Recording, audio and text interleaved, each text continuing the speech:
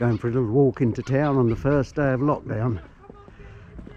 See what's going on. Lovely sunny day. Local church. Around a 10-minute walk into town.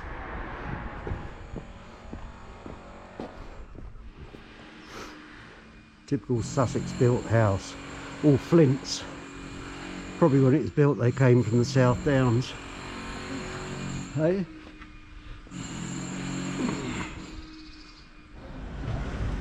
What's the churches in Worthing? And on that plaque down there is a Star of David. And I often wonder what it's doing there. Why it's there, rather. That building over there is a magistrate's court. And that house there belonged to a friend of mine, Bob. I wonder what he's doing.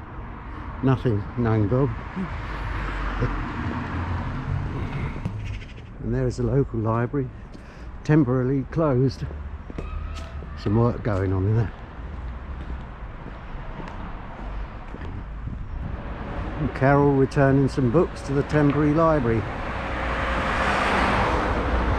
which is there. And that's the old post office. Been closed for some time. And this is a museum.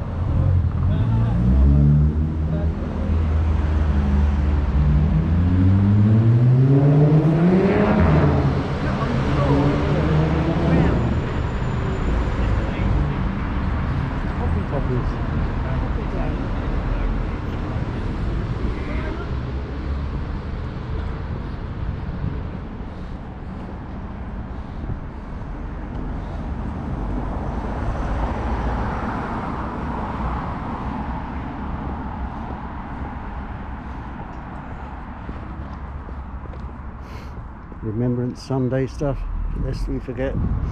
Knitted poppies. I think it's actually been cancelled this year, the ceremony. And that's the rather imposing entrance to the town hall.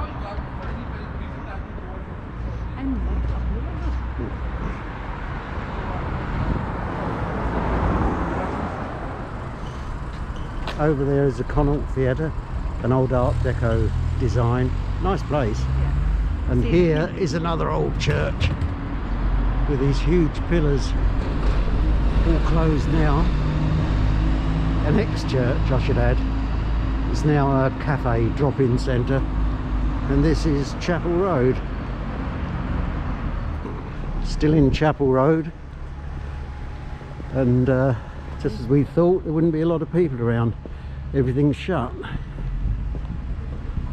Being locked down, of course. How many have been shut for good? That's the thing. How many are going to be put out of business? Lots, I should imagine. Oh look, Kentucky Fried Chicken's open. Kentucky Fried Chicken's open. We're still open. There's the town centre, the end of Chapel Road. That's the Gilbourne Centre. A bit of a white elephant by what I've heard. I think they probably would have pulled it down years ago, but there's flats, private flats built over the top of it. Normally this would be bustling, absolutely packed. Look. But all these shops shut. Those ones there to let, they've gone down the plug hole. Because of COVID, I expect. That's a nice gallery. I've been into that one. Been into that gallery, some beautiful pictures in there. And down the end there, of course, very much open and trading is McDonald's. Get the feeling it's a bit like the day after the nuclear bomb went off. Just a few survivors, stragglers. And up here's a nice row of old Regency houses, Liverpool Terrace. Look. Do you want to say a piece to camera? Oh well. And those statues up there, believe it or not, are worth a lot of money. They were sculpted by a woman, Elizabeth Frink, Dame Elizabeth Frink, to you and me. Sort of, yeah. What do you think about the lockdown then? The lockdown is boring. Boring? I feel like I've been interviewed. Yes. Do you think it's necessary? No, not at all. No. I think it's all made up, the whole thing. good. Good for you. That's what I think too. It is all made. It's all absolute bollocks. Yeah, it is. Pardon my language. I swear. See ya. Thank you. And this is Montague Street, the shopping precinct. And up there is the coast. And over here is a chap playing the guitar.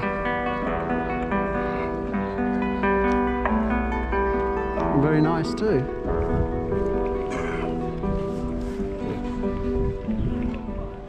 It's Marks and Spencer's, Montague Street.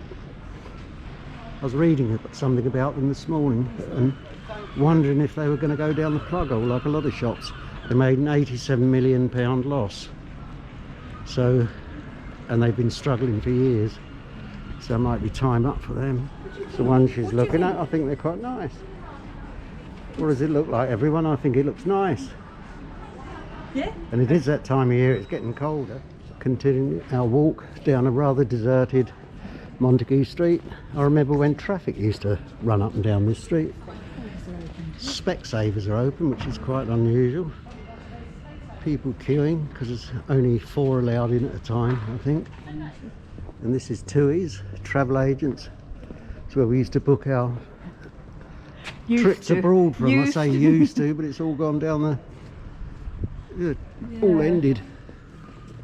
Well, for now. Only for now. And you'll be glad to hear that this shop, Argos, has gone out of business. Yes. From the story.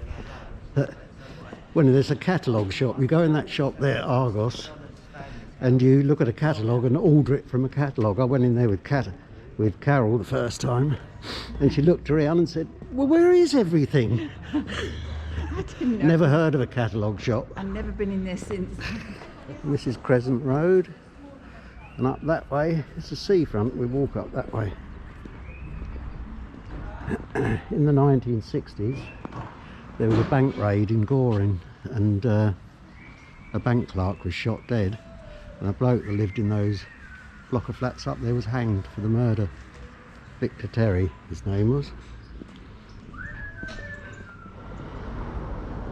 And here we are down by the seafront. Sea's as flat as glass. Looks lovely. Cold, but a beautiful day. And over there, the second block in with the balcony, I used to live there. I rented that flat for a couple of years. Back in the 1990s, I think. It used to be quite spectacular in the winter when you had storms out at sea.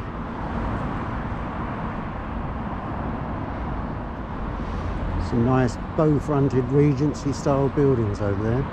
Very well done. They're not Regency, they're quite new. Used to be a pub on that spot. Nice pub too. And this is a Lido, a children's play area.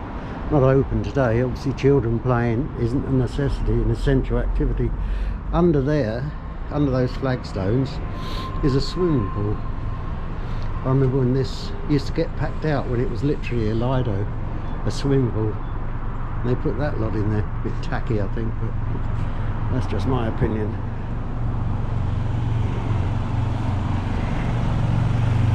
It's calm as it was the other day, I was thinking. No. Lovely. There's the pier in all its glory. We're walking towards the Dome Cinema. And this is a dome where they have live entertainment, comedians, bands. That won't be open for a while.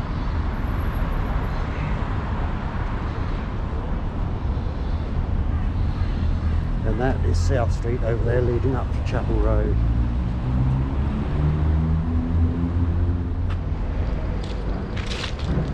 Here we are on the seafront, and there's a fishing boat, and the SM on it is a Porter Registry, which is Shoreham, which is just up the road from here. And there's the Dome Cinema, built in around 1901 by a German guy named Adolf Siebold. Originally it was a roller skating rink, and it was called the Kursaal, K-U-R-S-A-A-L. Then the First World War came along, and the people of the town decided that the Kursaal sounded a little German, so they changed it to the Dome. There's now a cinema, no longer a roller skating rink. But we've been up there on that terrace only the other day. Yeah. Had drinks up there. Grand old hotel. Warnes Hotel. I think during the first lockdown they housed all the local homeless in here, which is a 4-star hotel, which can't be bad. 3-star hotel, I beg your pardon, on that thing up there.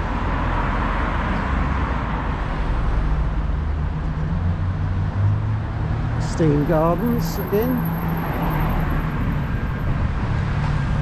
And walking down to Warwick Street. That woman there with the dog has just told me off for getting too close to her. Yelled out 2 meters. 2 meters, she said. Oh well, a lot of scared people around. Anyway, this is Warwick Street, another pedestrianised area of Worthing. And there's our favourite little cafe. Normally chairs and tables. Normally chairs and tables out there, run by some Italians. Beautiful cakes. Sicilians rather. Pub, Thieves' Kitchen. Thieves' Kitchen. That pub there, the Thieves' Kitchen, used to be a really old, low-beamed, dark pub. And here we are back at the Gilbourne Centre. We've done a complete circuit of the town.